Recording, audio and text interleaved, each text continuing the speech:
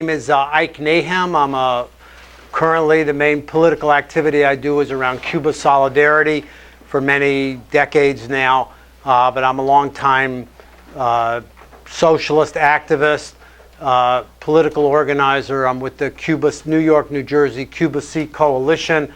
I want to just give a little plug for a political action because, like Fidel, as we're going to see, was a revolutionist of action.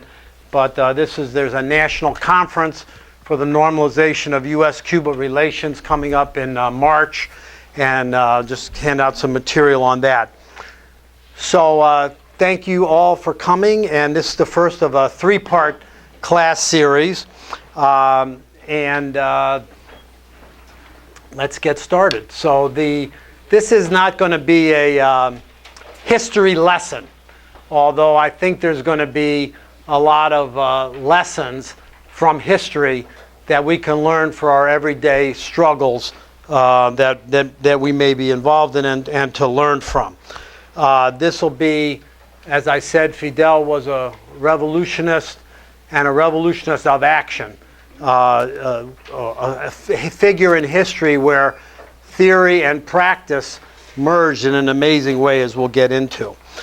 This is also not going to be a class of what they call hagiography, if people know that word, which, a personality cult or anything like that. I always like to tell the story of shortly after the revolution in Cuba, one of the laws that they passed was a law to ban statues of any living person. And then after Fidel died, many of you may famously remember that he insisted, and it was passed into law in Cuba after he died, that there be no statues or public things. He was a strong opponent of what was called the cult of personality that became manifested in the Stalin era in the Soviet Union.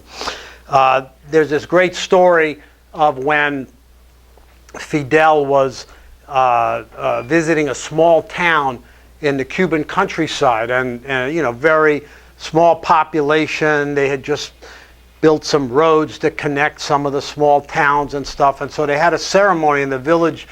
The villages that came together were very excited about Fidel coming to visit, so they put up a statue. So Fidel gets there and he says, well, I really appreciate you, but you guys are breaking the law. You don't know that we have this law that you can't put a statue up for any living person. And he said, and there's a reason for that. He says, what would happen if I sold out the struggle? And, then you'd be stuck with this statue. So the thing is that Fidel never sold out, as we will see. So these classes are not just about the past, and the history is rich and full of lessons that it is, but really the present and the future. Because Fidel, to understand the tremendous impact that this man had growing up in a small island in the Caribbean, at the time of the revolution, less than 7 million people, the impact that he had on world politics and on world history, as we'll go over, from the Cuban Revolution to the liberation struggle in Southern Africa and much more. Not only was Fidel a product of his times, as we all are, but to an amazing degree, an extraordinary degree, Fidel also shaped history. What I want to try to do tonight, and in the next two classes, is to go over what I think is the main source of Fidel's many legacies.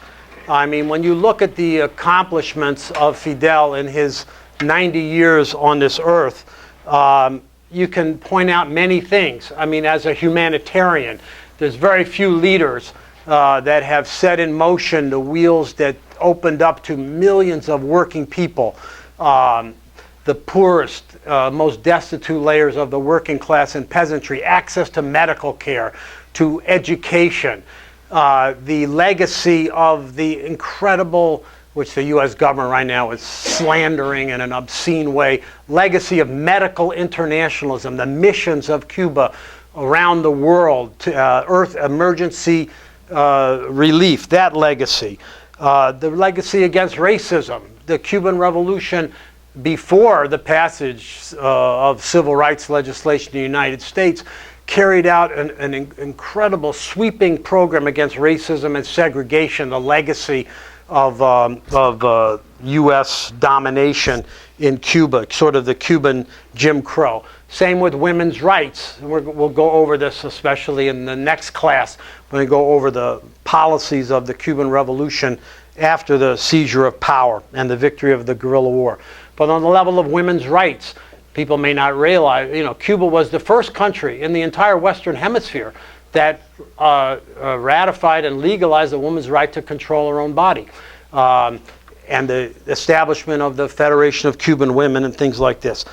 On the level of strategy and tactics, politically, the art of revolutionary politics, if you look at that legacy.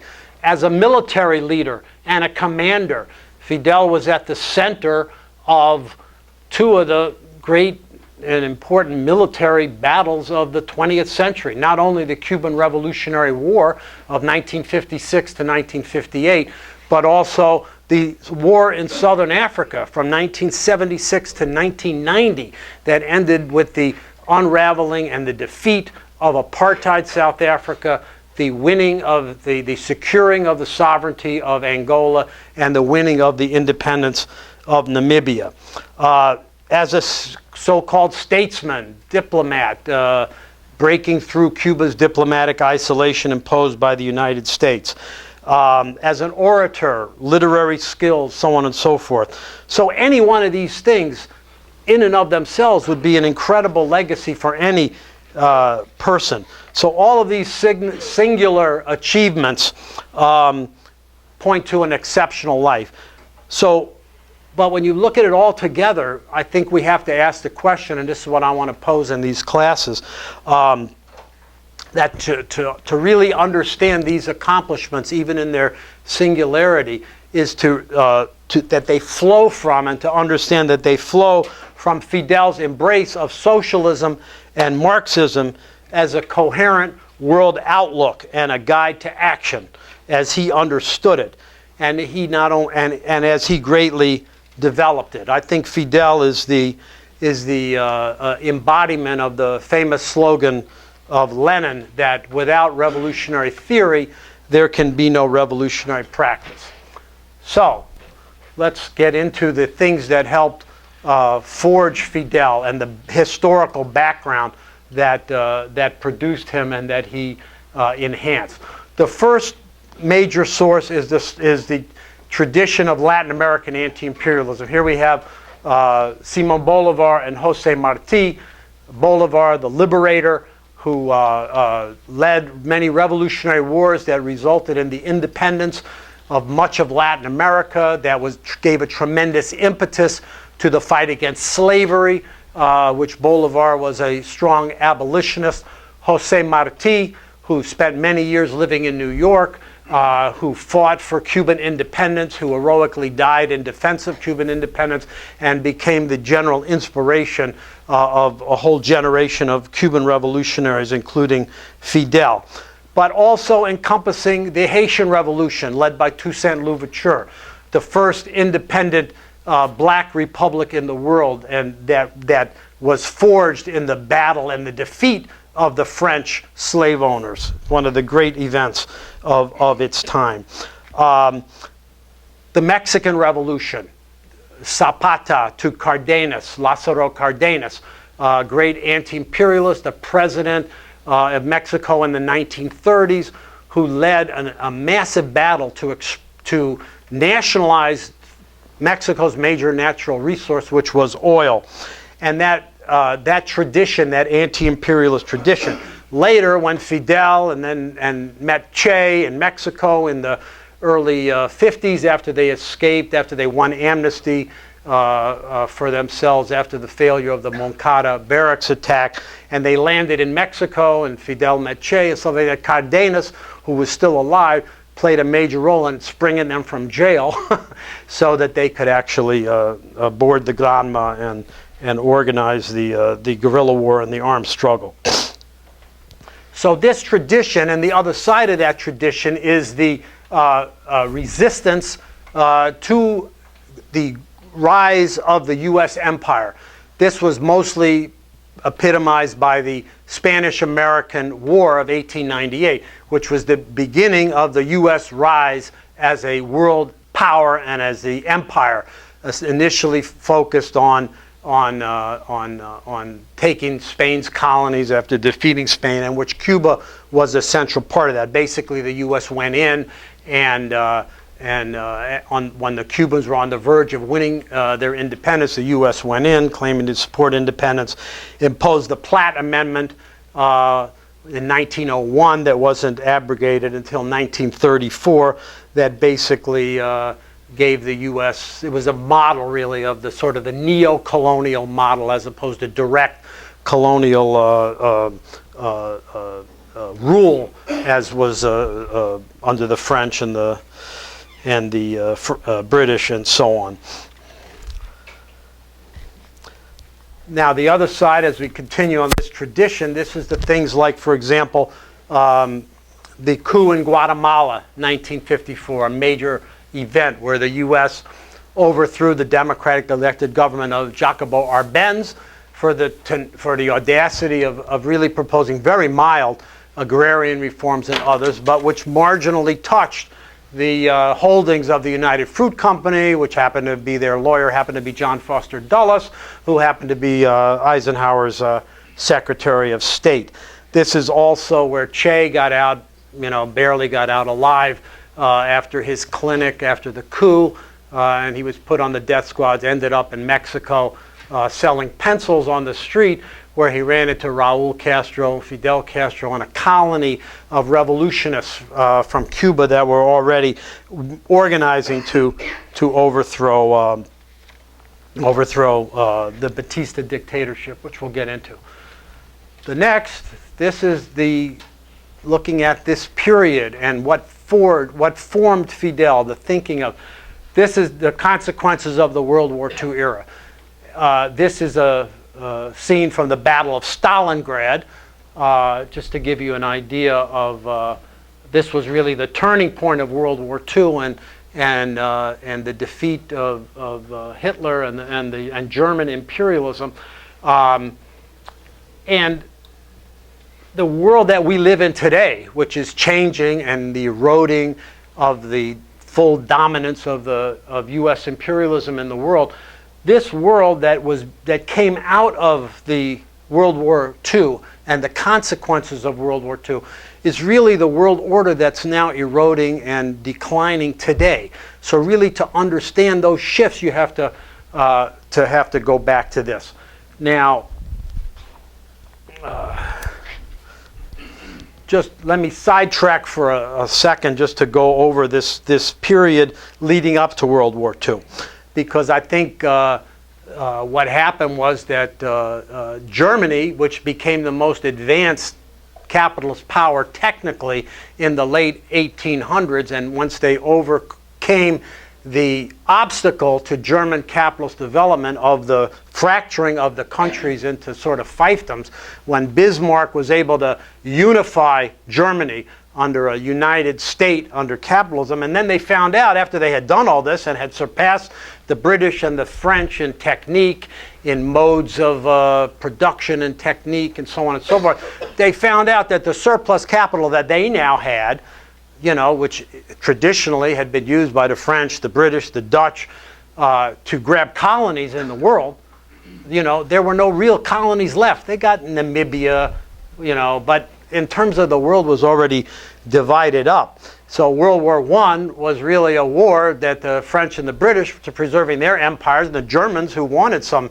empires and allied with these decrepit semi-feudal empires, the Ottoman Empire, the Austro-Hungarian Empire, and so on. And then they were defeated, and then the massive, onerous Versailles Treaty and so on, then the Depression, the rise of Hitler, the Russian Revolution, which is really what ended World War I, and all of that. So that was what laid the basis for the for the World War II era. Now, I bring this up for Cuba not only because it's part of the general picture, but Fidel, especially if you read, I'm going to point to some of these books.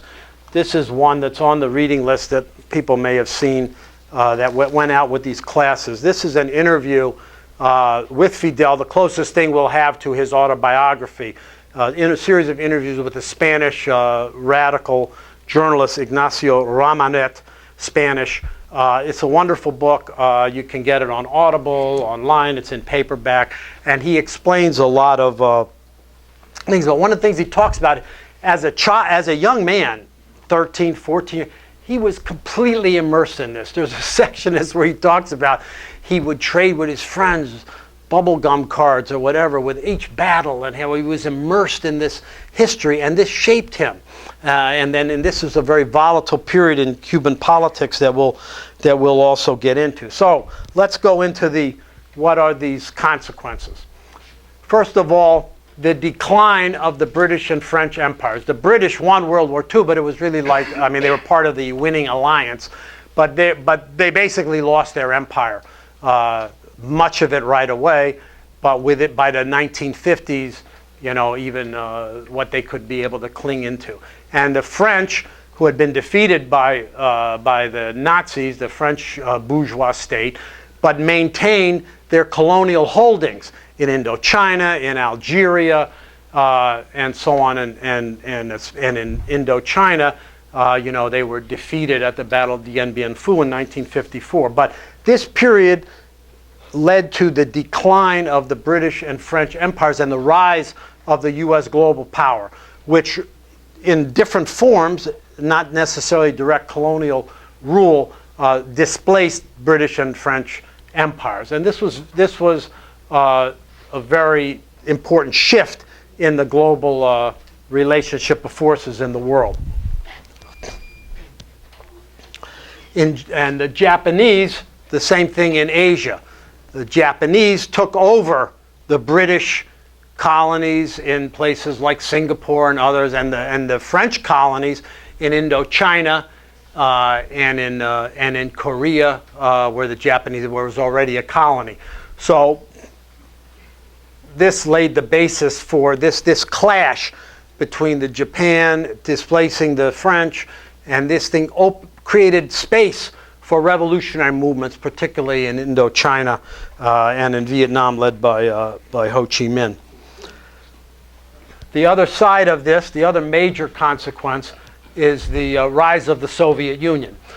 This is a very crucial outcome of World War II. The Soviet Union had been greatly weakened in the interwar period. The massive purge trials, which include unbelievable numbers of which we'll get into in the third class, but officers of the Red Army and purges, something like 90% of the officer corps was basically executed, and the weakening of the Soviet Union, which again, Fidel was totally immersed in this, and then later in his life spoke of this at length and gave his views on this. But in any case, the Soviet Union was very weakened, and Hitler thought that he could invade and within a matter of 6 to 8 weeks could overthrow what he considered the weakened regime.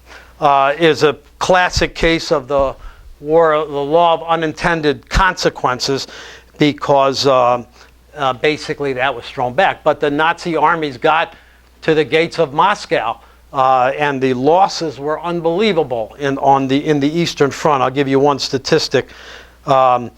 The Soviet Union lost an estimated at least 9 million soldiers, out of probably 25 or so million total losses in the population. But 9 million soldiers compared to, in the United States and Britain, UK, the Great Alliance, 250,000 dead for each, for the UK, 250,000 for the US, 9 million soldiers for the Soviet Union.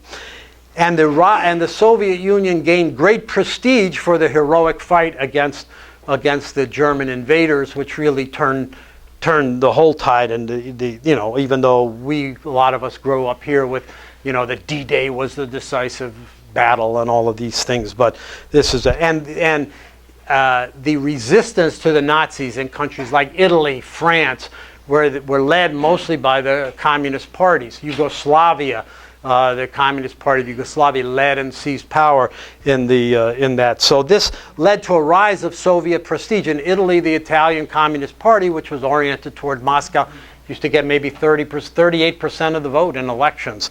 They would have won the first election, except the U.S. sent Lucky Luciano, a lot of mafia gangs to destroy their electoral processes, which they did. So anyway, so how did this impact the other factor, the consequences of World War II, which we've alluded to, is the post-war anti-colonial upsurge, which is, again, another one of the unintended consequences. Within a few years after the end of World War II, the British Empire had lost India. The Great Chinese Revolution had taken place in 1949. Korea won its independence, and then the conditions that led, because as the Cold War started to break out, the division of the country. Indochina, the Vietnamese took over their own country, won independence in 1945. The French came back, years of bloody struggle, and finally the French were booted out in 1954 at the Battle of Dien Bien Phu.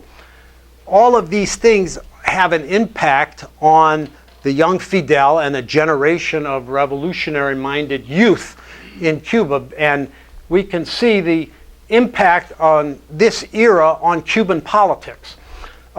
This is the dictator Machado, who was overthrown in 1933. He ran a very repressive regime backed by the United States, but there was a popular uprising in 1933 which overthrew Machado. For about 6 months to a year, a revolutionary government emerged until the first coup led by Batista over here that snuffed it out in 34, 35, although the legacy of that Machado era and the revolutionary ferment that it produced had a huge impact on Fidel and Cuban revolutionaries.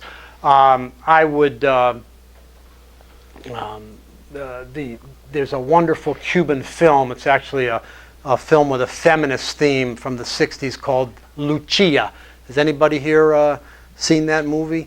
It's a wonderful film in 3 parts. The second part of women in different eras of Cuban history.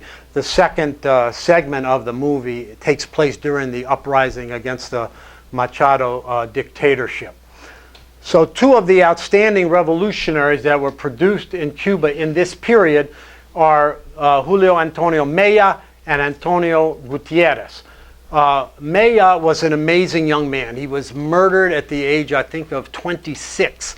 He was a founder of the Cuban Communist Party when he was 21 years old. He was a follower of Jose Marti and a great theoretician, had read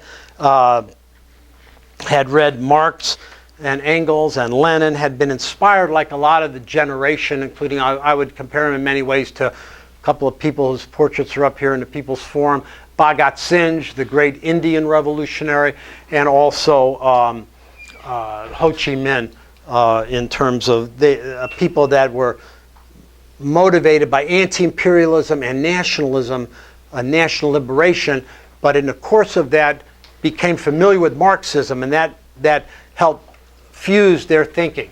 And in the case of Maiya and also Gutierrez, they were also influenced by Marxism and embraced that as a way to push forward the national struggle. So Maiya was murdered by an agent of the Machado government in Mexico in 1929.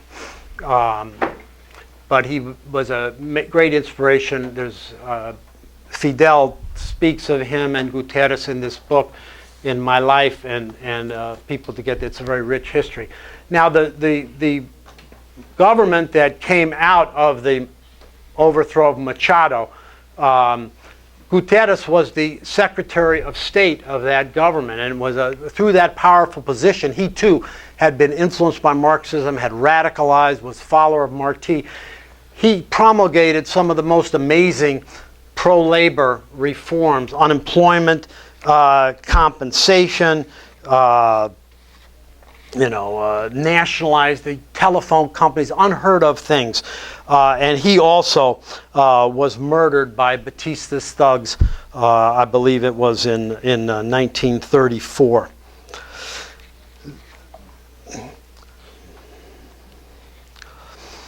Then Batista ruled uneasily with a few rigged elections up until 1940, when popular pressure led to, on the Batista regime, led to his government trying to set up a popular front government in 1944, in which the members of the Communist Party of Cuba actually joined that government, and this had an impact in creating a vacuum in Cuban politics, which is very important for what we'll start on the next class in understanding. Going back to this speech, which I hope people can look up.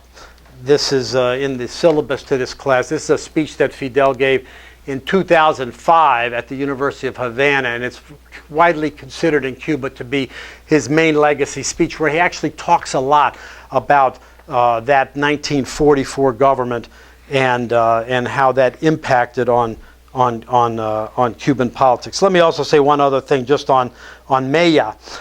He was murdered while he was walking in the streets in Mexico with his companion, the great Italian communist artist and photographer whose name was Tina Modetti, and a brilliant photographer who people should look up her great works.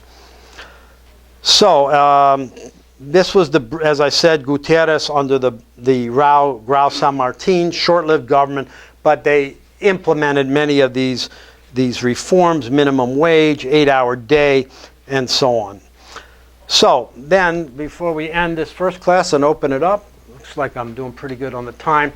So these are the events that lead to the background to the Moncada attack, which is what we're going to start the next class doing. This is a wonderful picture that my friend Cesar found from the University of Havana. Fidel was a student in that period, 1947, 48, a leader. The campus was roiled by all of the political activity which Fidel was at the center of. He even joined with a group of revolutionary-minded young people that went on an expedition in Colombia in 1948, which again he describes in this book in more detail, where they went to battle for the progressive and democratic changes in Colombia at that period. So these are all the events, because what happens is that a series of corrupt, weakened governments alternates in the late 1940s. Batista and the ruling class of Cuba organized an election that is a very rigged election, but nevertheless it's very clear that Batista, who was running to be the legally elected president, was going to lose that election, and he seized power in 1952. Shortly after that, Fidel began to organize the attack on the Moncada barracks, which was the opening guns, really, of the victorious Cuban Revolution. So I think I'm going to stop there, and we'll open it up for comments, discussion. We can get into it in more detail or so on. Thank you.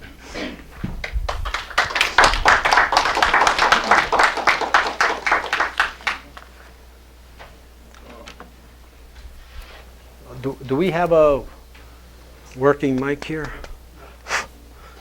No.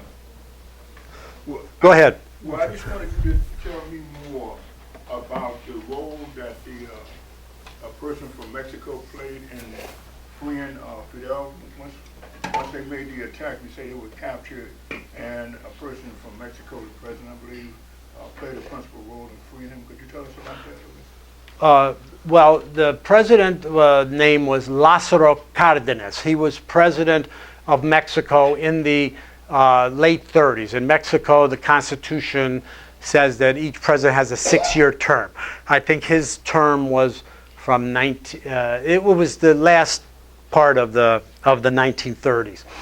And it was noticed, his term was notable. I mean, he wasn't a revolutionary socialist, but he strongly fought to defend Mexican sovereignty. The legacy of the Mexican Revolution was something that he had assimilated in his worldview. He was very progressive, and he took the bold step of nationalizing U.S. oil, which they owned in Mexico. And this led to an amazing hysterical campaign against Cardenas. But he stuck to his guns. The other thing that he did during his regime, which was which targeted Mexico in many ways, was he granted asylum. It was the only government in the world at that time that would grant asylum to the exiled Bolshevik revolutionary Leon Trotsky. And so Cardenas had that tradition of political asylum in Mexico, which is very important. We see it even to this day with the followers of Evo Morales, and that he was able to get asylum. There's that tradition. So after Fidel, and we'll be getting into this a lot more in the second class, the period after the failure of the Moncada attacks, and then the survivors that weren't tortured to death, which included Fidel, were imprisoned. The revulsion of the Cuban population across all classes, with the really horrendous torture and murders that took place of these rebel youth that were protesting the unconstitutional coup in Cuba, led to a massive campaign of amnesty, to get amnesty for all the fighters that survived. And that was won after 2 years. The Batista government calculated that it would be harder to kill them in jail than to murder them if they were freed. And so as soon as they were released, there started to be death squads and all kinds of, they couldn't function. So basically, the cadre of the July 26th movement ended up in Mexico. But in that period, even while Fidel was in jail, the speech that he gave, the famous speech, "History Will Absolve Me," that was turned into a pamphlet by the July 26th movement, and they used it as an organizing tool to build this movement. So anyway, so Fidel ends up, and Raul and Juan Almeida and some of the main revolutionaries end up in Mexico. And they start to regroup, to reorganize. There's lots of colonies in Mexico of Latin American independence fighters, revolutionaries that would, hang out together, play together, work together. And Fidel was organizing what became the Granma expedition. And he recruited a veteran of the Spanish Civil War. That's another thing when I was talking about the World War II area, that Fidel was totally immersed in the Spanish Civil War. So anyway, their organizing activities led to in Mexico, there was the more right-wing forces that didn't want that to happen, that supported Batista, and then it was sort of the contradiction of Mexican politics. So at one point they were arrested, and Che was about that time had hooked up with the Cubans and was in the prison, and so there's this funny story where Fidel's trying to be cool and Che's very open about his socialism and communist politics and so on. So the police are interrogating him, and he says, they say, "Are you a communist?" He says, "Yes, I'm a communist." And so Fidel tries to tell the cool, but there's this great picture. So they're in jail though. They've been busted, and it's disrupting their organizing. So Cardenas, who was still alive and a figure in Mexican politics, intervened specifically to free the Fidel, Che, and arrested him. And so that was very important that they got out of prison, because not too long after that, they organized the Granma expedition and began the armed struggle. Yes? When was the Moncada attack? 53? Yes, July 26, 1953. Yes? In Latin America, the communist revolution and the church have not gotten along very well together. But it's unusual, and the premier communist leader of Latin America that Fidel never really repudiated the church. Have you ever been able to, in your own mind, explain exactly what that meant to him? There's a lot of important points. In Cuba, the Catholic Church hierarchy did not have the broader influence that it had in many other countries. There wasn't, it's estimated maybe 15% of the pre-revolutionary Cuban population was, I mean, more were declared Catholics, but most of the priests were imported from Spain. There were offshoots of Catholicism and mergers with African religion traditions, Santeria, stuff like that. So, but the revolution never had a problem, and to this day, with any religious denomination per se. You know, even my latest trips to Cuba, I see a number of mosques that are operating now. There's 2 functioning Jewish synagogues, one Sephardic, one Ashkenazi in Havana, you know, but the Catholic Church hierarchy, a layer of it, did collaborate pretty closely with the U.S. And with the war drive and stepped up against Cuba, and you know that was dealt with without, and there was a lot of propaganda stuff. There were never any anti-religious measures taken by the Cuban Revolution. There was a period of time in the late 60s where you know, there had been a ban because of some of that conflict. Without repressing any of the rights of the churches, there was a ban on believers being members of the Cuban Communist Party. And that was not, I think, overturned and changed until the, I think, mid-1970s.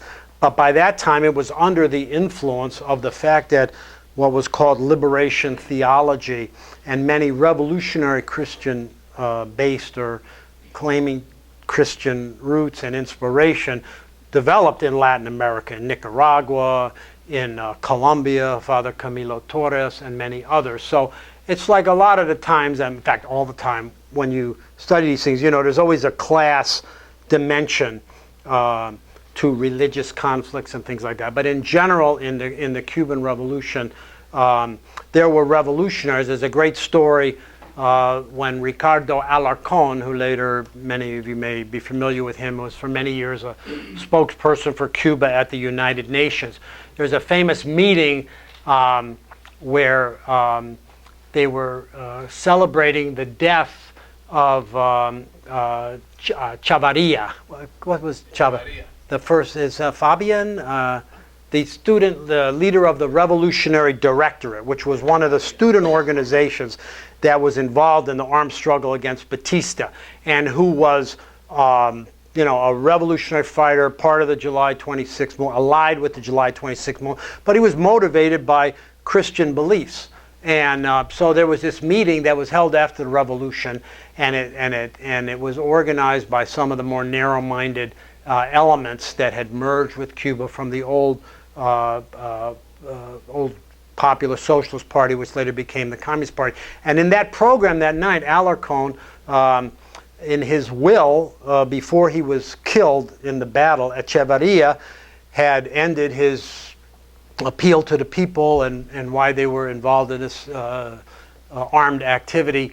I think he ended it with something like the slogan of "In the Spirit of Jesus Christ" or something like that. And Alarcón, who was giving the commemoration speech, just happened to leave that last part out. So Fidel, who was sitting in the audience, he got up and he was very pissed off. And he said, "You can't do this. This is what the man believed. You can't do that." And that was one of the events in that period that led to a big drive in Cuba against bureaucracy, against what they called sectarianism. And one of that pamphlets from that is actually one of the readings for the future classes. So, Sandy. I just wanted to comment that, of course, there was a lot of conflict between the Catholic Church and Fidel's government at the beginning, mainly because, as you mentioned, the Spanish priests, which they basically got rid of. Mm-hmm. They got rid of the Spanish priests. And I think that the question that you raised about why I think part of it was that Fidel went to a Jesuit school, and he appreciated the Jesuits. He appreciated his own education. And if you remember in Estela Bravo's movie, there's an interview with one of the priests who was Fidel's teacher, who said Fidel was the smartest student he ever had, and he appreciated him a lot.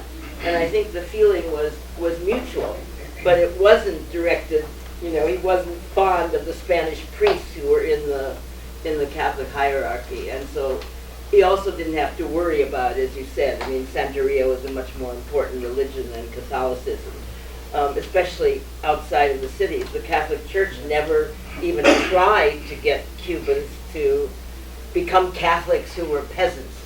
They were only interested in the cities. Right. And most of those priests from Spain were totally identified with the Franco regime, of course, the fascist Franco regime. Yes? You showed Bolivar and Martí. They're often, you know, there's also the mythic element about them in that same way. Like, and then you have reactionaries who will still use them as their heroes. Like you have even reactionaries who use Lincoln, let's say. Sure. Did Fidel have any critiques about them? Because Bolivar, I understand, sold out like the Venezuelans, et cetera, et cetera. But I'm just trying to figure out, there's no critique from him on Bolivar and being more of a middle class, I guess, leader. I think there's a wonderful movie called Fidel by Saul Landau, which I think you can find, you know, online, and where the longest commentary I think he had about Bolivar. But Bolivar, I mean, that was a very contradictory period in Latin American history. Bolivar was the great liberator, but there were many forces, you know, dynamics. But it's nothing new to, you know, see the legacy of people, you know, captured and turned. I mean, what was the name of the radio and TV station that Washington set up against Cuba? Radio Marti. You know, how many times have you heard, you know, reactionary Republican Party politicians claim that to be the party of Lincoln?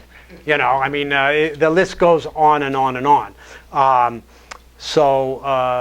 Yes, those dynamics in Latin America is very contradictory. Even the case of Cardenas, and it's a tradition in Latin America of anti-imperialism. What makes Cuba unique, and why we need to study the Cuban Revolution, and which is really one of the main themes of the third class we're going to do, is that what makes Fidel unique, or Fidel like a Malcolm X or a Ho Chi Minh, are people that go beyond just a revolutionary nationalist or revolutionary anti-imperialist perspective, and sort of transcend that without rejecting it. I mean, there's no fiercer Cuban revolutionary nationalist than Fidel Castro, or Vietnamese nationalist than Ho Chi Minh.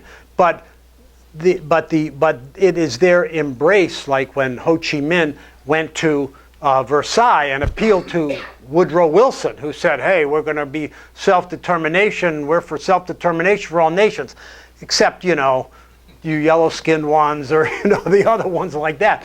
So, and then he looked at the Bolshevik Revolution and Lenin, that people that were openly declaring for the right of self-determination for oppressed nations. So a similar dynamic in the case of Malcolm X, which, just to give people a preview, after we do these 3 classes, we're going to do 3 classes in February on the life of Malcolm X.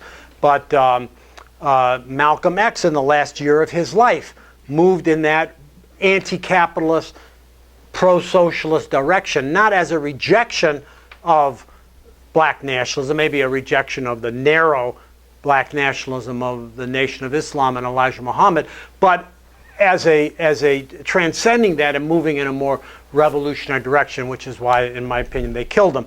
But yes, that dynamic is important. Yes. And Martin Luther King similar. Well, I think Martin Luther King also moved in not necessarily in a revolutionary socialist direction. He was more of called himself a democratic socialist. But he was definitely influenced by the African independence struggles, spoke out against the Vietnam War, began to have more of a class perspective in addition to the civil rights perspective. Of course, everybody knows he was murdered while he was organizing and promoting the fight of sanitation workers in Memphis. So I think that's true. I don't think he went as far as Malcolm, who had thought out a more coherent, revolutionary, anti-imperialist viewpoint and was 100% independent of the Democratic and Republican parties. Yes? Can you talk about how this group of students, many of them from middle-class families, and who had formed the Communist Party, how did they, what was the strategy, or how did they connect to workers in Cuba? And I mean, obviously they didn't make the revolution by themselves, although sometimes it's portrayed that they did. Can you talk about the role of workers? The first thing that it's sort of a myth. It's true that there were many individual middle class people from the student movement that formed some of the cadre. But if you look at the July 26th movement, and I'm going to go into this in the next class, it was an amazingly working class movement. It was people that had come out of the militant trade union struggles in Cuba.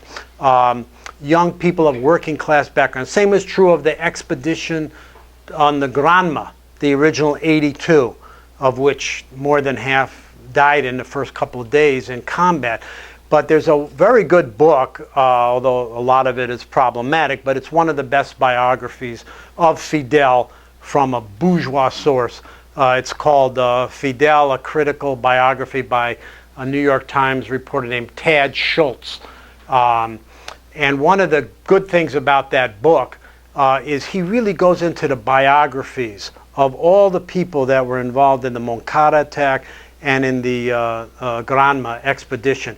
And it was really a working class movement.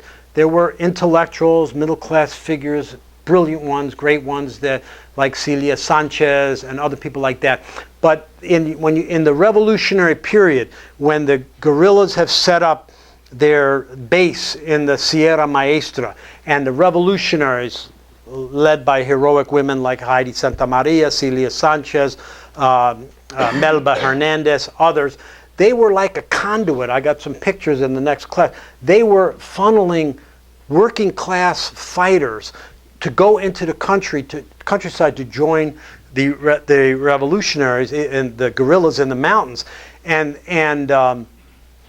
because the leadership was conscious of having a worker-peasant alliance. So there was a revolutionary underground, which again, I mean, it had cross-class support, and at that time there were many layers of middle classes and others that were very attracted to it, but it was essentially a working class movement, and they came out of the extensive history of working class struggles.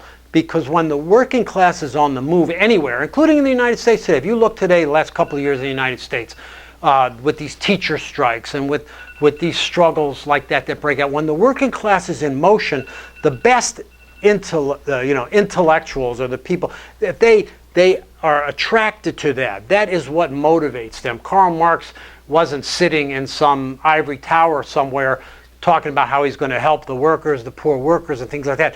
If you see the great movie, The Young Karl Marx, they got their Marxism, so-called, by going to meetings of groups like the League of the Just, artisans, craftspeople. It's sort of a mythology that they try to present, that socialist movements, revolutionary movements, are always movements. I mean, you see this as a right-wing trope all the time. Yeah, just a bunch of intellectuals, privileged kids, and they claim to be for the elite. There's cases like that. You could caricature a lot of people. I've seen many like that over the years being involved in revolutionary politics. But in general, the people like the real revolutionary fighters like Fidel, like Ho Chi Minh, people like that, what stands them out is they go into the peasantry, into the working class. They link themselves to that. All the way in the back. Going back to the very beginning of your presentation, I'm looking at the French and the English and the Spanish.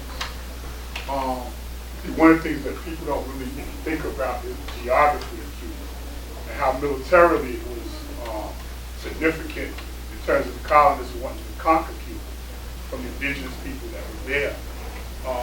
Looking at it as the gateway to the Gulf of Mexico, to South America, and across the Atlantic Ocean. You know, whoever controls Cuba controls those waterways. And so that's why there was all this continuous struggle to take control of Cuba, because from a military point of view, you would control all those waterways. In terms of resistance, the mountains that you mentioned that Fidel was at, that's where the slavery most were at. You know, a lot of escaped African slaves went to those same mountains, you know, and resisted from there. And you look at all of that from a geographical point of view, you can see why the United States wants to take Cuba. That's why the fleet is in that same area, you know, because that is the gateway to all those particular areas. The natural harbors that Cuba has, you know, in terms of ships and so forth, they're all across the whole island itself. So a lot of times we look at the politics, but you got to look at the military aspect of it too. No, that's very true. The last trip I organized for people to go to Cuba, was a few people that were on that trip, including Brother Tariq here, Aaron, others. And one of the themes of that trip was the history of Afro-Cuban struggles and the slave rebellions and matanzas that we saw, some of that history, you know, the Mambo rebellions and all of that. But that's exactly correct in terms of the and the struggle against slavery in the United States. That was also tied up with the struggle in Cuba. Cuba did not abolish slavery until I think it was 1888 or something. Same thing with Brazil later. And this became an issue because the slave owning, as the U.S. expanded, it was a big war over, you know, what would the new states that, you know, in Kansas and Nebraska, would they be slave states or free labor states? And many of these people, like William Walker, that tried to conquer Nicaragua and the Spanish the independence struggle in Cuba, it was tied in to that battle. But of course, Cuba is a very strategic location and has always been at the center in many ways of U.S. politics in that period opened up after 1898. Oh, I Sure. forgot. Also, in terms of that geography, when you look at most Latin American struggles in South America, there were territories liberated. There's always a counter force that's in like another bordering country. Cuba doesn't have that problem because it's surrounded by water. So you can't have these anti-forces on the border coming back in and attacking all the time. And we saw the Bay of Pigs as a prime example of failure trying to do that across the water. About to call on you? Yeah. I was just going back to what the sister was talking about and trying to find a connection with Fidel. His father, as a landowner, he did have the experience of the workers, sort of like Engels' experience with his father, where you were trying to sort of get a connection between the workers and the intellectuals or the thinkers or the students. I think some of his experience there on his father's plantation, whatever you call it, may have made him much closer to the worker experience rather than just being a transplant from, you know, a rich family. Workers on his father's relatively large farm were Haitians. Haitians had migrated to Cuba in many numbers, and that's who he hung out with. And he talks about that experience. He also talks about, again, on the Jesuit education, he says at one point talks about how he appreciated Jesuit education and discipline that he got, even though at that time it was a completely segregated order that excluded black and African workers. So he goes into all of these contradictions and was very sensitive to all these things. So the sections that he talks about his childhood and those influences in his father's farm and some is very significant. All the way in the back there. Yes, I was wondering if you could comment on Fidel's ideology vis-a-vis, at the time, in the context of the Cold War, you really had to choose between the United States and the Soviet Union as a factor, so he had to adapt, a Marxist economic platform. Given his own tendencies, do you think he would have been more of a democratic socialist, or was he a very strong Marxist, economic theorist, or where would you think he would have gone if it wasn't the background? That's pretty much a major topic of the third class, which is sort of like Fidel's role, or whatever you want to call it, in resolving the question of revolutionary leadership in the world. Because at the time of the Cuban Revolution, so I'll just sort of outline some of the themes I want to go into in that, but at the time of the Cuban Revolution, it entered this world where there was the massive Sino-Soviet fight was going on. Of course, the U.S. attempting by any means necessary to overthrow the Cuban Revolution, the alliance with the Soviet Union, all these things. So what's remarkable, and what I'll go into, is certainly there was a certain amount of circumspection that the Cubans had to employ because of their alliance and relationship with the Soviet Union. But they had their own independent views, and they had their opinions on the Cold War, and it was a very difficult to navigate those things. But there were many conflicts that came up. One of the things in the third class we're going to go into, this is an amazing book that I really would strongly recommend that people read. It's called Visions of Freedom by Piero Glejeses, that really documents the liberation struggle in Southern Africa.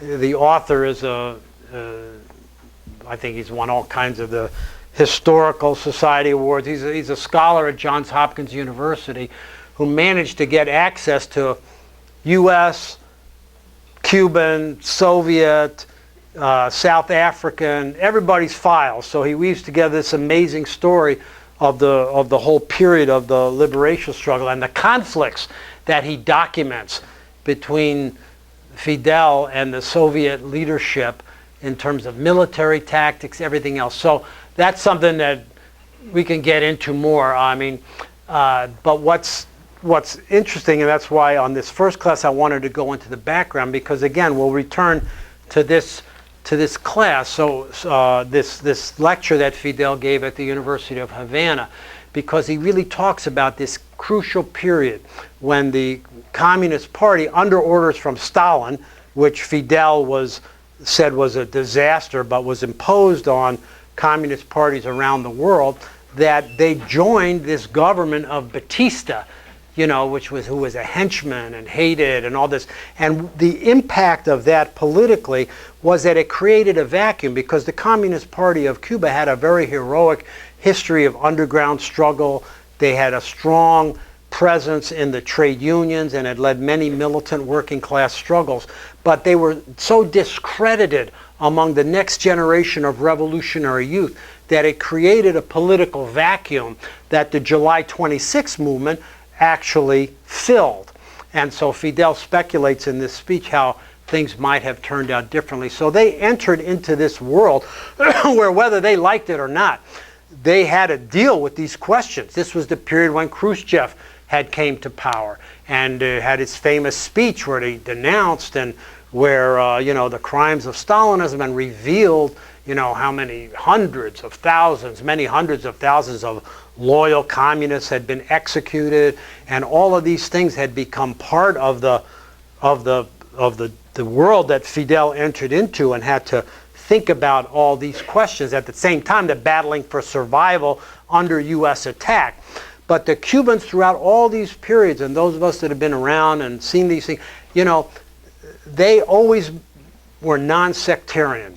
They welcomed the support of any fighters in Latin America or solidarity activists in the United States, whatever different tendency they came from. If they were, from around the Communist Party with a pro-Moscow orientation, or, people that call themselves Trotskyists or whatever. So they always tried to present that. And Fidel also analyzed in the last years of his life some of the phenomena the Occupy Wall Street, the new forms of struggle that developed, whether he would have, how he would have analyzed some phenomena like the massive growth of the DSA or the Bernie Sanders campaign or things like that. I wish that he was alive so we could get his insights on that.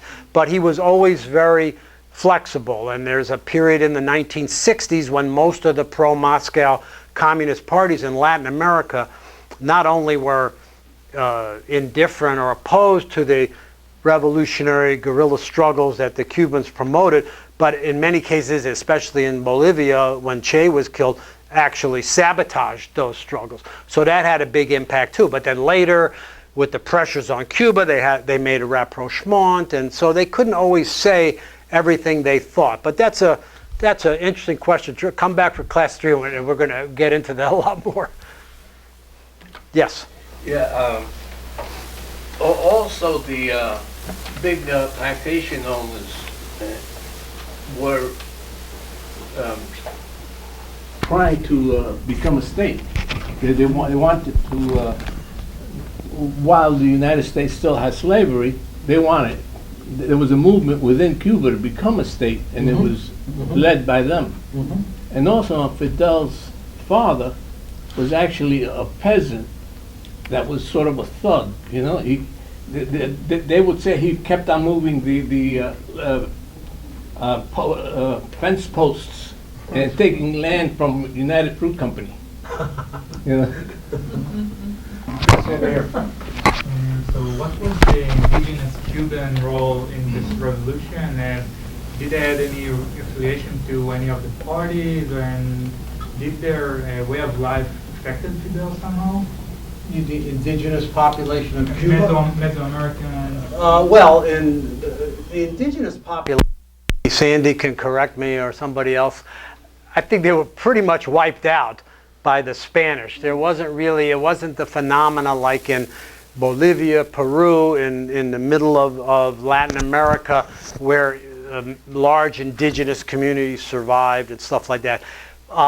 The memory is esteemed, and the history of struggle is really, venerated in Cuba.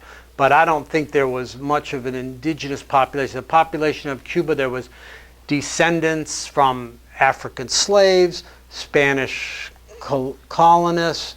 There were many waves of Haitian refugees.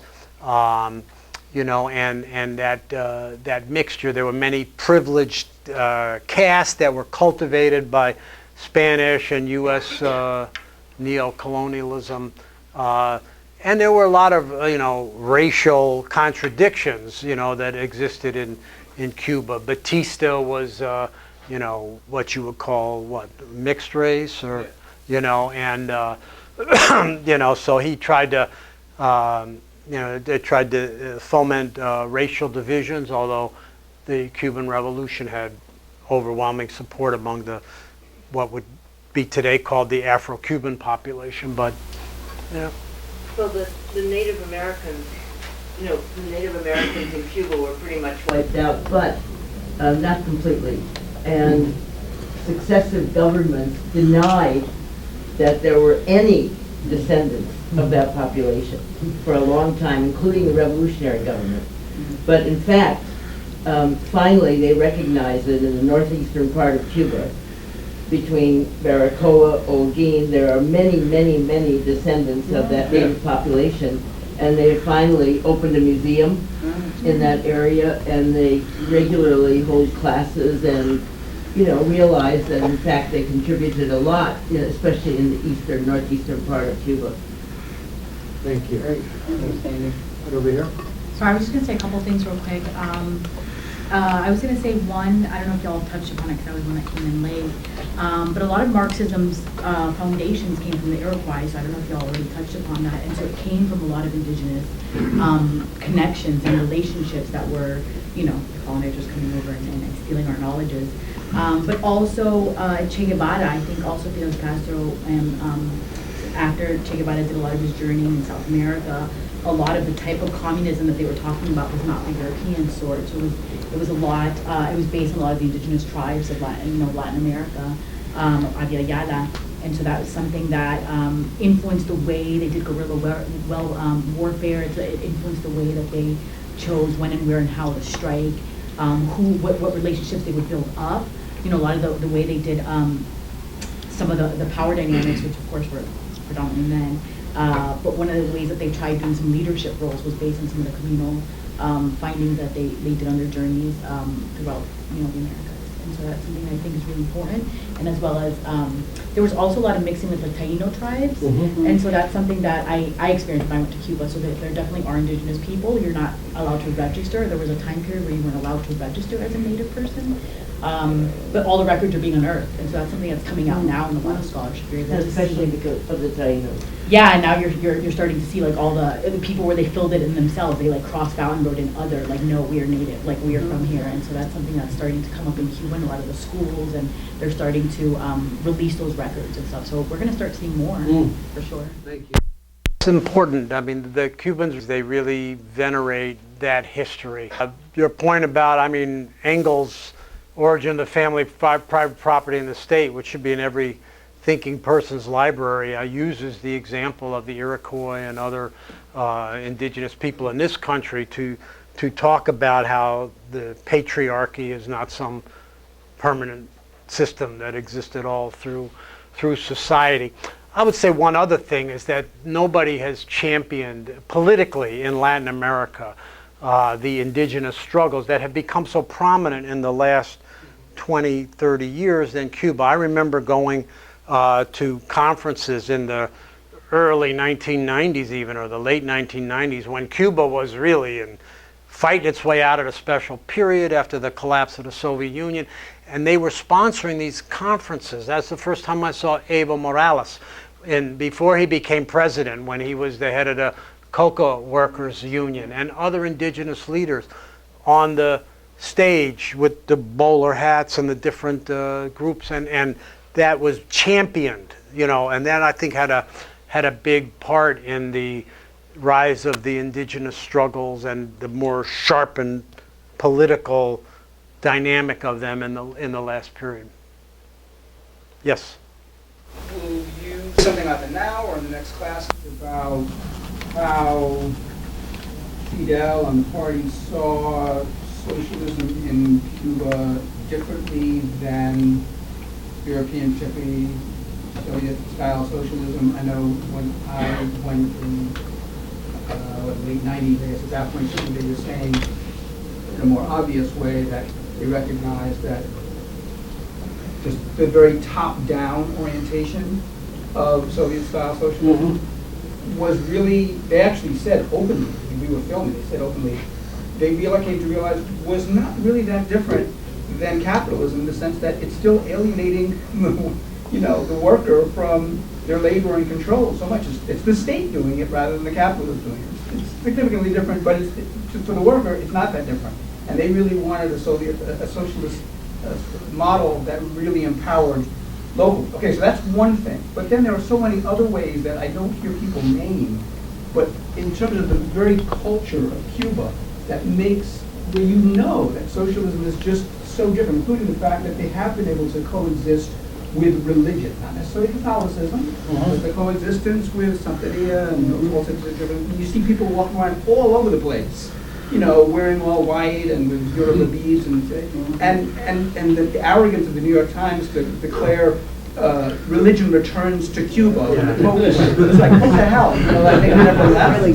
But religion doesn't count unless it's Catholicism. So anyway, what I'd be curious to hear is, did they talk openly about really this ideological difference that they saw between their approach to socialism, incorporating their culture and the many aspects of their culture versus Soviet style? Well, the problem that they is to how to do that. At the same time, they were faced with this situation, especially in the early years of the revolution, when they were under assault from the U.S. And the Soviet Union, came to their support crucially. But some of these things that you're raising, which is a major part of the second and third classes, both actually, were there. There are elements of there because mostly by example. they set different things. Although they also talk about how they copied certain things, like the economic policies. I mean, they were in a situation where overnight the U.S. cut the sugar quota, cut the oil quota. We're just trying to asphyxiate them like they're still trying to do to this day.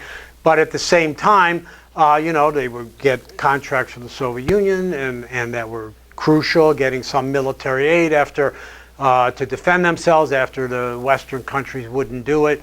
But they were very clear. Che especially, who was, before he went to first Congo and then Latin America and Bolivia, was like the top diplomatic emissary of the Cuban government and would go all over the world cementing alliances with non-aligned countries. And he went to the Soviet Union to sign economic deals, and he would write in his diary about how his criticisms, strong criticisms, and they would talk about these things. Before the Soviet Union collapsed, which sort of Fidel saw that coming, the crisis, by 1985, 86, they launched what they called the rectification program, where they were trying to overcome some of the negative things that they had copied. But their example in not only internal democracy in terms of freedom of art, nothing like the forced collectivization of agriculture that took place in the Soviet Union in the early 1930s, but forging a real alliance with the peasantry, including privately owned farms after the land reform, which was a massive thing that laid the basis for all the social changes. But it was implicit, and at times it became very explicit. There were times after the Soviets, which is a whole subject that I don't want to reduce to a phrase, when the Soviet Union withdrew the nuclear missiles that they had almost forced and put the Cubans in a position where they couldn't really refuse it, and then they pulled them out without acceding to any of the demands that Cuba was raising. I mean, we'll go into this in more detail, but that was a period of extreme tension. I mentioned earlier the different lines in Latin America in the 1960s between the pro-Moscow oriented communist parties and the guerrilla forces that Che was on, led to some very tense things. But it was very contradictory. I mean, they were not going out of their way, and they also maintained relations with China. There were many criticisms during the Vietnam War.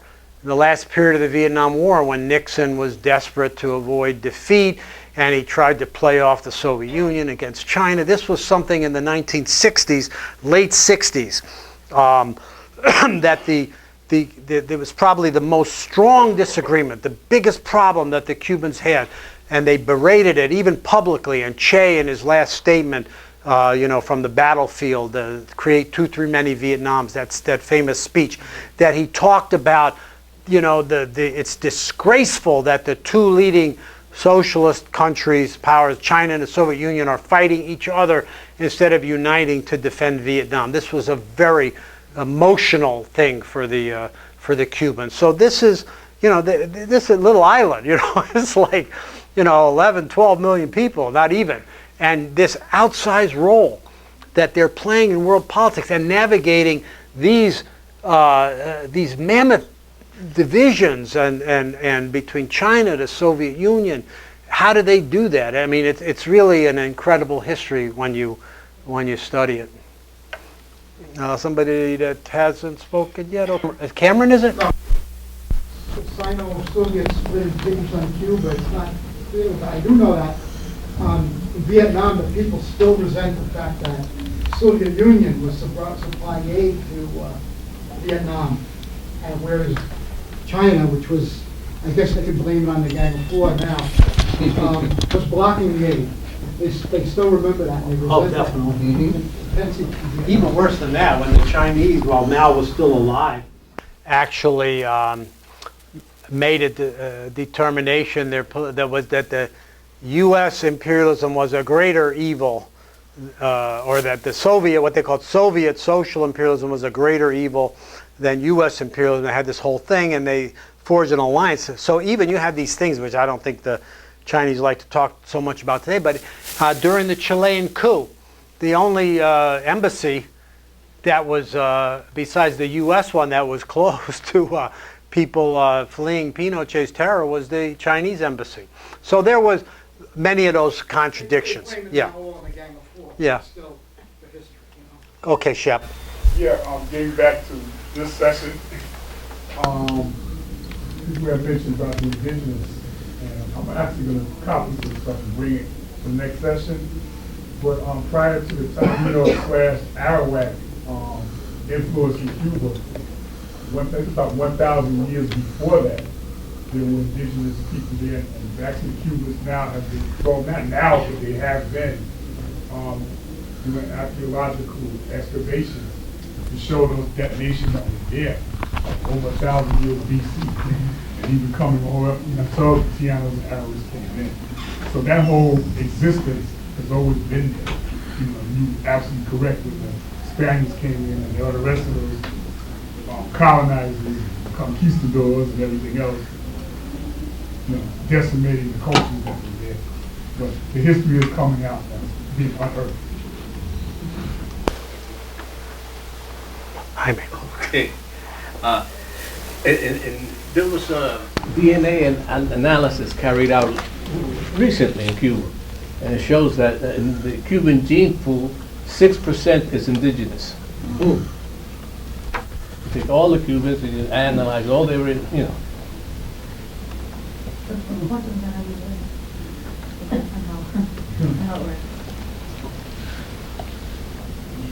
Any other questions or comments? Or yes. We spent a lot of time recently in headwaters of Ecuador and tribal leaders. I've been thinking about this for half a century, in fact, and there's a lot of paradoxes. It's not easy to talk about the indigenous question. I mean, in the 1860s, in the radical movement in Russia, the American Indian agents reported to Washington that the Indians were a threat because they were actually posing a communist system before they had reservations. But when the mosquitoes in Nicaragua had to confront the Sandinistas were not interested in the indigenous. They wanted to acculturate them, and they were very harsh for the mosquito. But I wanted to ask you about Soy Cuba, which is a great picture. It was made by the Russians, I believe. I saw it in London a long time ago. It's just a fabulous picture, but it's not actually made by the Cubans. I was wondering how, I mean, there's a huge difference between Maoism and Russian communism. And in terms of the Russian attitude, the Russians are racist in Cuba quite a lot. People I know who were working down there, there was quite a lot of conflict between the Russians who are actually working in Cuba and the Cuban people. What do you think actually really was the interaction between Russia? I mean, it was $1 million a day, I think, the Russians were giving them. I mean, was it a condescending relationship? Was there a fundamental racism to this? I would say there was a uneven and contradictory relationship. I mean, many Russians that diplomats or officials or technicians or economists that went to Cuba, I think they were as much influenced by the Cubans as vice versa.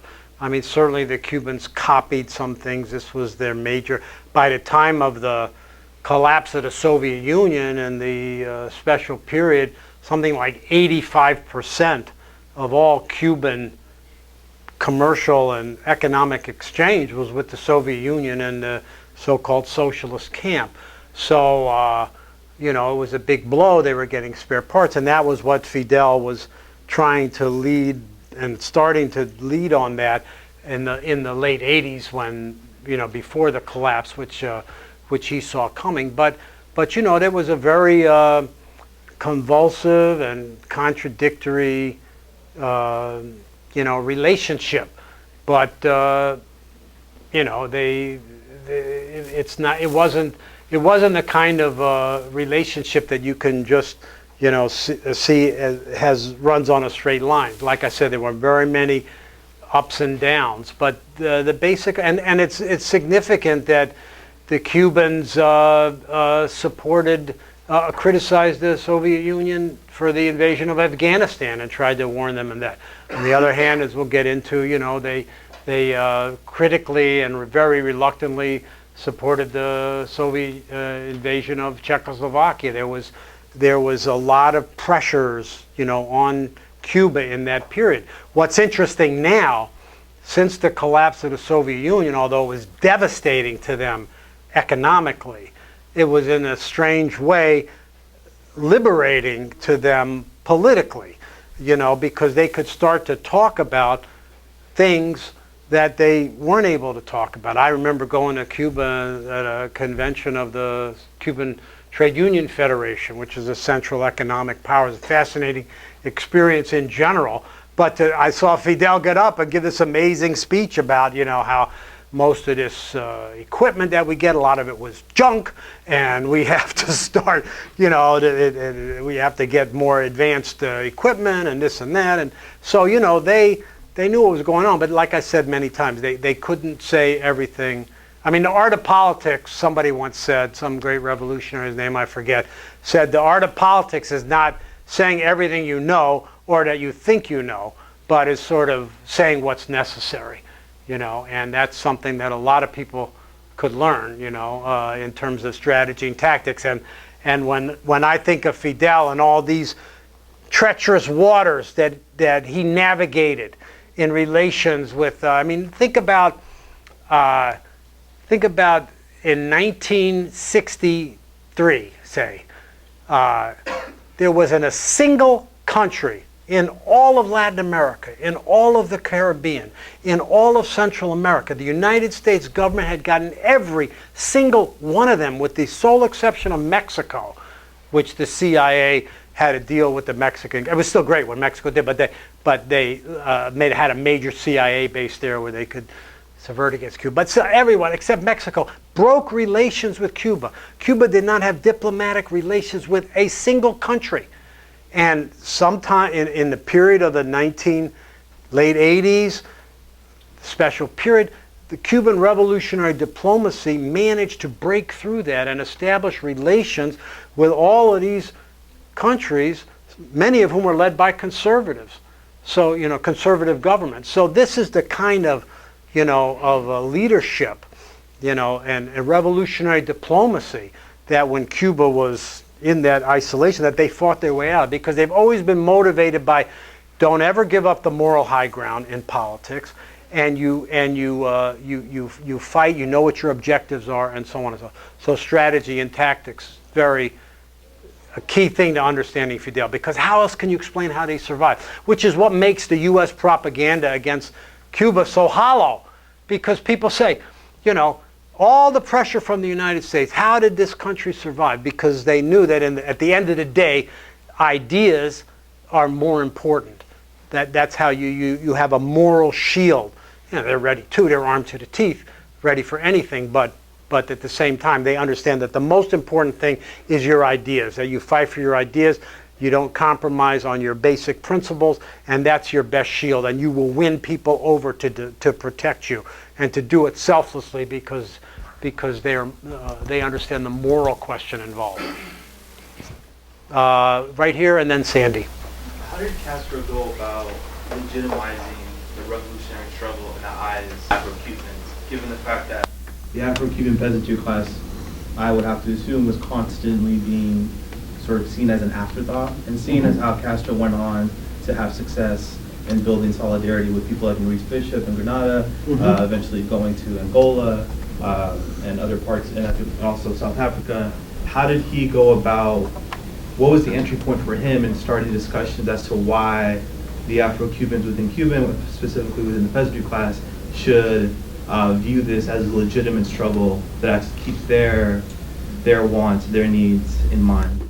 Well, Afro-Cubans were always a major part and a significant part of the Revolutionary Army. People like Juan Almeida, other guerrilla fighters, Victor Dreke. So there was always a cadre of Afro-Cubans that were part of the July 26th movement, the Revolutionary Underground, and so on. After the triumph of the revolution, the part of the whole mix, at the center of the whole mix of revolutionary reforms in the first period, was the fight against racism in Cuba, the fight against Cuban Jim Crow. You know, Cuba was a sort of a replica, like a caricature of the U.S. Jim Crow system. You know, beaches were segregated. You know, black workers had the lousiest jobs. You know, a reproduction of that. Early on in the revolution, there's some amazing speeches, and if you go look at online at my essay, which is one of the readings for this class, it's called The Life of Fidel Castro, A Marxist Appreciation, which you can find on Google, and I think in the reading list it's there. But I quote extensively from this speech, and it's one of the recommended readings. There's a University of Texas, of all places, has a fantastic, really comprehensive archive of almost every speech that Fidel Castro ever gave. And you can get it online. And it's a Fidel Castro speech database. And it's a speech, I think it's March 29th, 1959 or something, right after the triumph. And I cite it in the next class. But it's this amazing speech where he talks about racism, talks about about how this divides and how he's going to lecture people, and you may not want to hear what I'm going to say. And it's just a master class in that fight. But that was central to all of the struggles in Cuba, the women's rights, fight against racism, the abolition of Jim Crow, and so on. Now, the Cubans initially had this theory where they sort of, I don't think it was malevolent in any way, but they sort of said, well, we are just dissolving all race discrimination. So the question of, is there a separate oppressed Afro-Cuban nationality within Cuba, that was a question that they said, no, we're getting rid of racism. There's no difference now between Cubans. And they, overcame incredible amounts of racism, and the advances of of Afro-Cubans in Cuban society was incredible. But those vestiges of racism still had a continuity, and still do. During the special period, for example, at the beginning when they were really on their backs, desperate, and they were decided, hey, we got to start building some hotels. We got to get some foreign exchange into this country, or we're going to lose the healthcare system. There was Helms-Burton and all these things, and they would start springing up, building hotels. Workers would give voluntary labor to construct these hotels so they could get tourists and so they get some money to keep the healthcare system going, to keep the free education going. And some racist Cuban bureaucrats in these hotels, they wouldn't hire black workers. And they thought that this would be unattractive to tourists. So when Fidel and Raúl found out about this, I mean, believe me, heads rolled, and it was not a pretty scene. But that was the instinct of some bureaucrats. So it wasn't completely overcome. And to this day, you see now more writing on how there is a distinct Afro-Cuban experience, that the revolution has not been able to overcome all of this. And of course, the United States has tried to exploit some of these things in really outrageous ways. But this is an important question that is now more openly discussed in Cuba than in the past, maybe. Yes, Sandy. No, I wanted to respond to the comment about what was the real relationship between the Soviets and the Cubans. And just a brief comment, because I think that what there was not was any kind of social or cultural relationship. I mean, the Soviets lived separately in Cuba. They lived in a couple of very large apartment buildings, basically. And I have to say, of the hundreds of parties I've gone to in Cuba, I met exactly one Russian. And she was the head of the Institute for Latin America in Moscow. There was almost no intermingling. Because they can't salsa? That most of the people who came from the Soviet Union to Cuba were male. Very few of them came with their families. And, the comment among Cuban women was, the Soviet guys just want to get you drunk and get you into bed. I mean, that was basically the way they thought of them. And I think there was the relationship between Cubans and the Soviets many Cubans went to study in the Soviet Union, and they did confront racism there. Black Cubans felt discriminated against, and they had a kind of tough time. On the other hand, they learned a lot, so they really appreciated their time in the Soviet Union. And a lot of the Cuban artists, for example, had wonderful experiences, and some of them staying as long as 6 or 7 years doing graduate work in art. But in Cuba, there was really almost no intermingling. It was very, and very few, the Soviet-Cuban marriages usually happened as a result of the Cubans going to the Soviet Union to study, rather than from people who came to Cuba. Yeah. That movie just, Soy Cuba, is well worth seeing. I think that was one of the periods of, the director was a particularly brilliant Soviet avant-garde period. And I think there was some Cuban. It was co-directed, but Yes. the Cuban asked for his name to be taken off. I wasn't sure about that fact. I'm glad that you, He said, this is not a Cuban film, it's a Soviet film. Take my name off it. Yes. A general impression I had gotten when we were there once talking to some Cubans that the Soviet experience, once they left, it wasn't really a teaching experience, just in food production, etc. They kind of came in, they would throw the cans and give them the food, and when they left them with no skills to continue to live. So there was never sort of a teaching relationship. They had to relearn everything. There was no more fertilizer, so they learned, organics. And they relearned how to produce things under Soviet dominance. They really didn't have that opportunity, was the feeling that I got. Now there's more intermingling. Isn't there railroad cars being purchased in China? And we went there, and the Russians are now helping and teaching some of the engineers to. I think since Trump has really tightened the screws again, and we're in another wave of really trying to asphyxiate Cuba more openly. The Cubans, again, the revolutionary diplomacy of Cuba is hard at work, going all over the world trying to find companies that will invest, that will defy the blockade. With China, with Russia, we went, I'm a retired Amtrak locomotive engineer. I used to drive high-speed trains from Washington to New York for about 25 years. I think Sandy was on one of my trains one time. That's true, another railroader.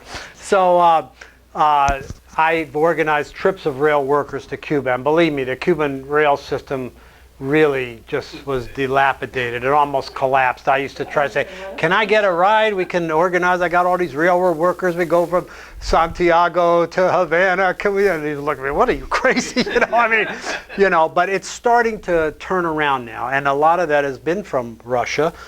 We went to a very nice simulator classes that for Cuban engineers with new Russian locomotives, Chinese locomotives.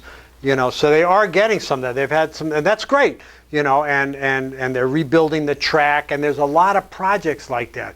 Because right now, the Cuban economy, in the last 10 years, they've been coming out of and putting the special period further and further behind them.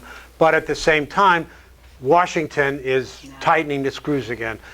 There's now shortages of I think heating oil now, gas, cooking oil. There's, they're trying to create the conditions again for more direct subversion, and which is one of the reasons why I hope everybody here will attend the upcoming national conference for the normalization of U.S.-Cuba relations. That it's very important for all of Latin America and for the struggles in the United States right now.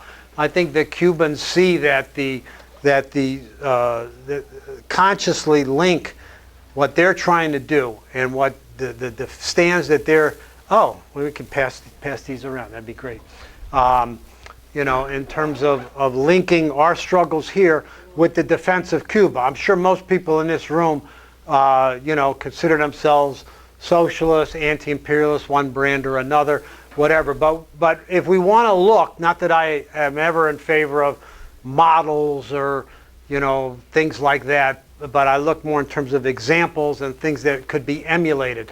But when we look at the question of socialism, and when we look at what society is building a real alternative to capitalism, and we'll get into this in the next in the third class, and how that's even different from some of the great progressive changes that we've seen in Latin America in the past period, including in that. But what's unique about the Cuban Revolution as a socialist revolution, and what does that tell us about what the next period in Latin America, which is very volatile right now, as everybody knows, what it means to have a bastion like Cuba that always defends the just causes of working people in our hemisphere, how that we have to defend that trench if we're going to move forward.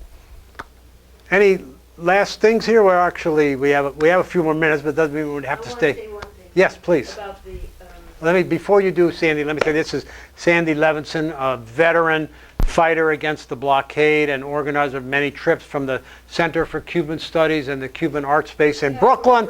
If you have some material, Sandy is a dear friend and a fighter for many decades in defense of the Cuban Revolution. too many decades, don't. Not Right too there with many, you, sister. many. I just wanted to say something about the hotels. That whole thing that happened when tourism started about not putting black Cubans in front, but only behind. Right. That really was because of the Spanish hotel owners, not the Cuban managerial class. The Spaniards were the ones who came in with the Maiya hotels and the big hotels in first, and they were running the hotels. And they were the ones who told the Cubans that, it would probably be better if black Cubans were in the back. So I just didn't want you to blame too much the Cuban managers because it really came from the Thank you for that Spanish correction. owners. So I think we can probably, unless there's any other questions, the class next week, same time, Thursday, 7 to 9. What we're going to focus on next week is the guerrilla struggle, the seizure of power, the first years of the revolution, the policies that led to the socialist revolution, land reform, women's rights, the struggle against racism, the literacy campaign, and then defending the revolution, which talk about the Bay of Pigs, the Cuban Missile Crisis, and that period. So if you can check out some of the readings, which I think is posted in the People's Forums advertisement for the classes, and familiarize yourself, that'd be great. Thank you all for coming.